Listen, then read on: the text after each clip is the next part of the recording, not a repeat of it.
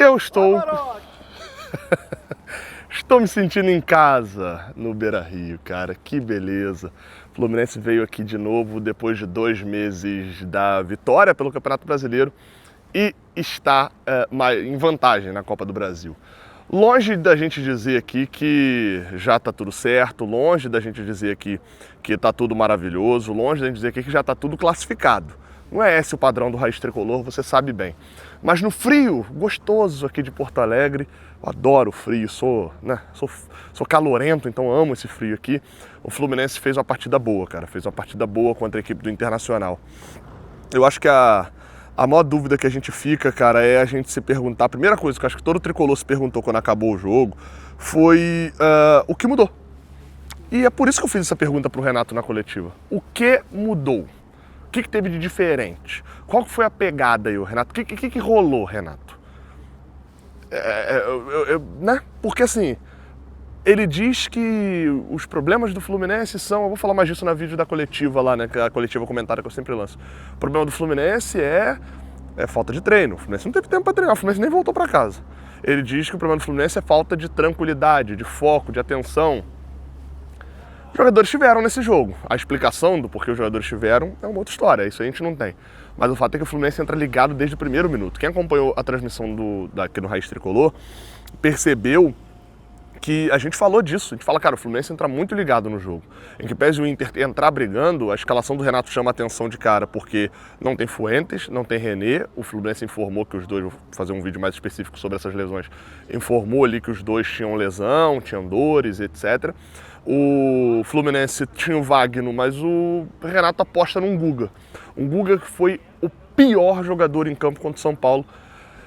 É um jogador que atua muito bem nesse jogo, assim, dentro das suas limitações. Falha, tem ali pra mim, acho que até o termo que eu usei não foi nem falha, foi dar mole no jogo no gol do Internacional. Vou falar depois com calma aqui sobre isso. A grande mudança do time é essa. De resto, cara, é um time muito padrão do que o Renato considera o time titular. Ficou bem evidente que aqui o Renato escalou o que ele tinha de melhor.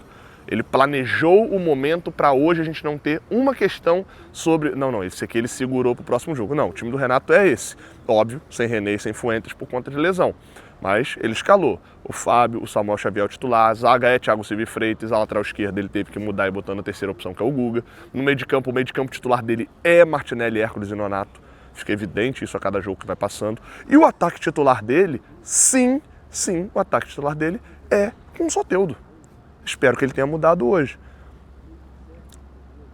Eu achei a escalação do Soteldo ruim. Achei que o ideal seria o Canóbio. A gente falou muito disso na transmissão.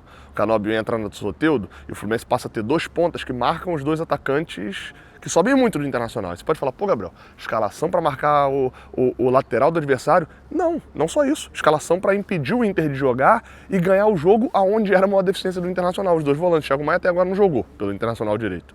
E o Bruno Henrique é um jogador que há 10 anos atrás era um jogador de muita necessidade. Queria muito o Bruno Henrique no Fluminense.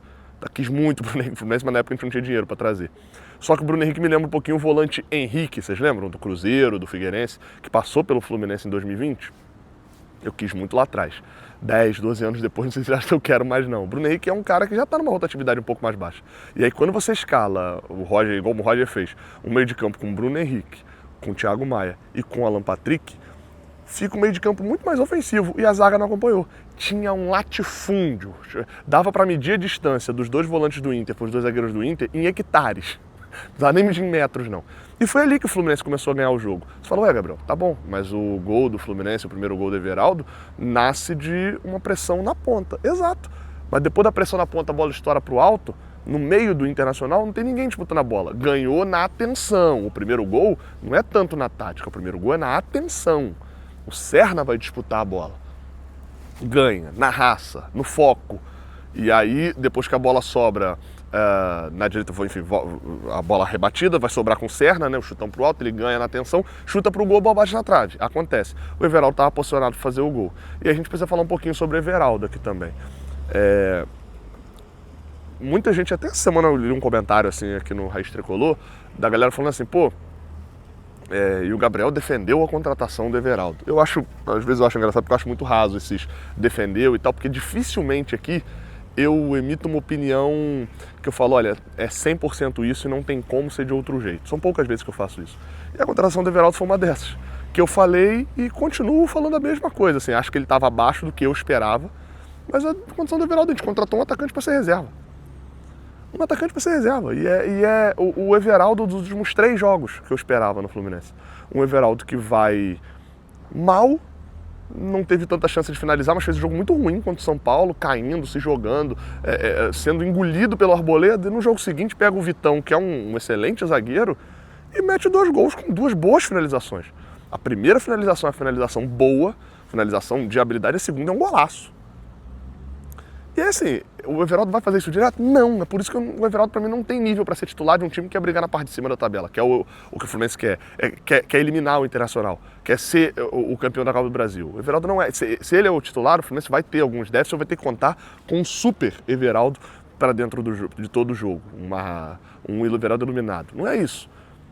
A gente precisa de um centroavante titular, para que o Everaldo possa ter mais oportunidade de jogar como hoje e menos oportunidade de a gente ver ele jogando direto a ponto dele ir mal. Acho que é esse o principal ponto. Fez 1-0, foi muito bom. Aí tem a lesão do Soteldo. A gente nunca deseja, inclusive vamos falar disso também, a gente nunca deseja lesão de jogador, mas a leitura do Fio estava comentando na hora, ela é boa na hora. Assim, a lesão do Soteldo salva uma escalação que teria um problema pro Renato. Aliás, é o Lessa que falou isso, não foi nem o Fio, não, foi o Lessa que falou. A lesão do Soteldo salva um pouco o Renato. Porque o Canóbio entra, o Inter, que seguia atacando muito pela direita, continuava tendo por lá o seu melhor lado. Eu falei, os 2 laterais. A gente passa a ter Canóbio marcando o Aguirre e o Serna acompanhando o Bernabé. E não só acompanhando, o Serna detonando o Bernabé. A verdade é essa. O Bernabé que estava envolvido na confusão que o Fio gritou aqui no início, da Amarok, etc, né? Não vou ficar aqui falando de bastidor de outros clubes nesse naipe, né? Mas, enfim, polêmicas de bastidores agressivos sobre a vida do Bernabé, e sentiu muito o jogo, nítido isso. E com isso o Fluminense consegue pela direita se aproveitar muito disso no primeiro tempo, já com a entrada do Canóbio. O jogo é controlado, o Fluminense explorava esse espaço no meio de campo, mas parecia faltar um pouquinho de gana para esse Fluminense de matar o jogo hoje. Na reta final do primeiro tempo achei que faltou um pouquinho desse desempenho. E o gol na reta final não, no meio do primeiro tempo. E o gol do Internacional não surge porque o Internacional estava muito melhor. Pelo contrário, na narração até tô falando, cara, é interessante porque o Inter tem o mesmo número de finalizações que o Fluminense, mas o Inter não chegava, o Inter não tinha perigo nas chegadas deles.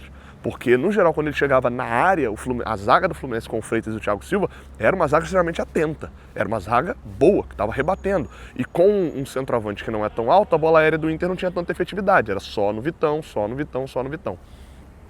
O Borré não é esse cara tão alto, né? E aí vem uma jogada de desencaixe. E num nível desse, uma jogada de desencaixe às vezes pode ser fatal. Eu lembrei do jogo contra o Atlético Mineiro. É um pouquinho de se ficar o bicho pega, se correr o bicho come, né? O Fluminense desencaixa um pouquinho a marcação e o Vitão consegue receber com chance de chutar.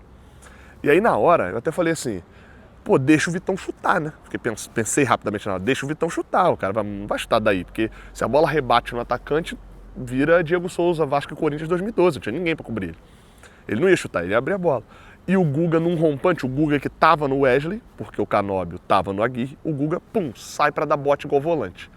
Nessa que ele sai pra dar bote, o Freitas, que era a sobra, você pode revelar o gol, tô descrevendo o gol aqui pra você.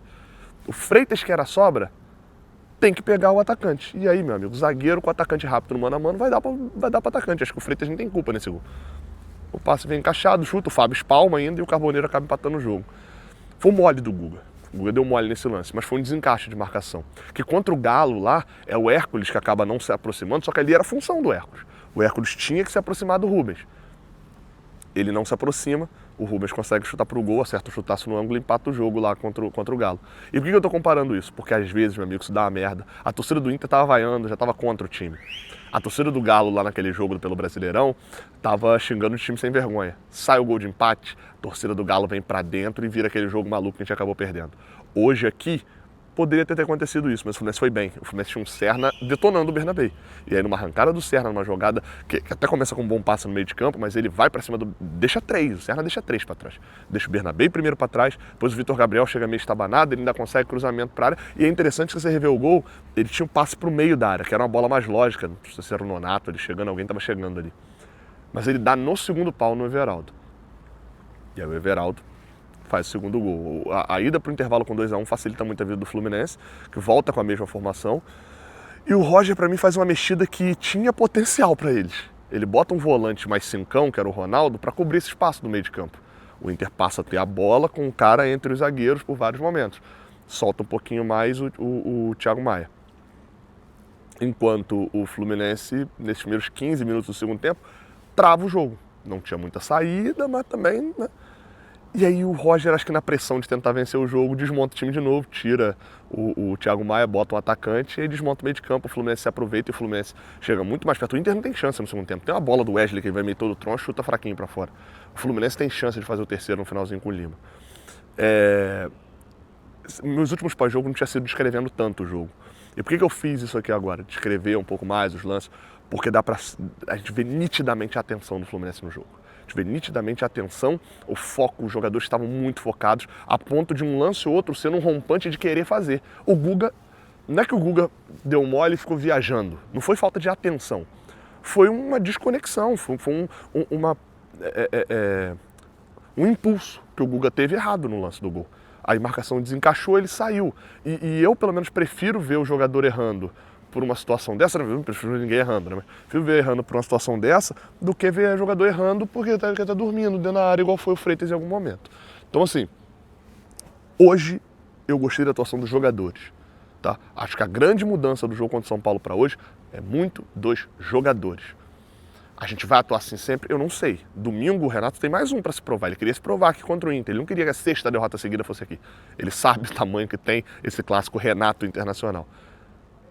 Sábado é o Grêmio. Ele vai ter que se provar de novo contra o Grêmio. Acho que é um jogo para ele se provar dentro do Brasileirão, porque essa vitória não dá ponto pro Brasileirão. Mas o Fluminense encaminha a classificação aqui com uma vitória. Podia ter encaminhado mesmo a classificação, né? Podia ter encaminhado mesmo.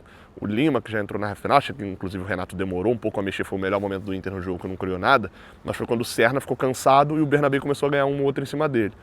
O Renato mexeu, mas as mexidas acho que hoje serviram mais para controlar o jogo. Ainda assim, o Lima teve uma chance, não foi... É o que às vezes é complicado do Lima. Ele não foi nem atacante para ter batido pro gol, e ele não foi nem um camisa 10 para ter tocado certinho pro Hércules. E o Hércules não foi um camisa 9, um camisa 11 para poder ter um tempo de bola legal dentro da área. É o problema do elenco, mas a gente fala disso em outro vídeo. Deixa o like, se inscreve e vamos embora, porque é muito bom vencer. Eu tô gostando de vir para Porto Alegre. Eita, aqui tem uma escadaria quase que eu caio para trás. Melhor não comemorar antes não, né? Enfim, esquece o que eu ia falar. Só comemora você daí, eu daqui, a vitória no jogo de ida. Semana que vem tem a volta no Maracanã. Tamo junto, até a próxima. Valeu.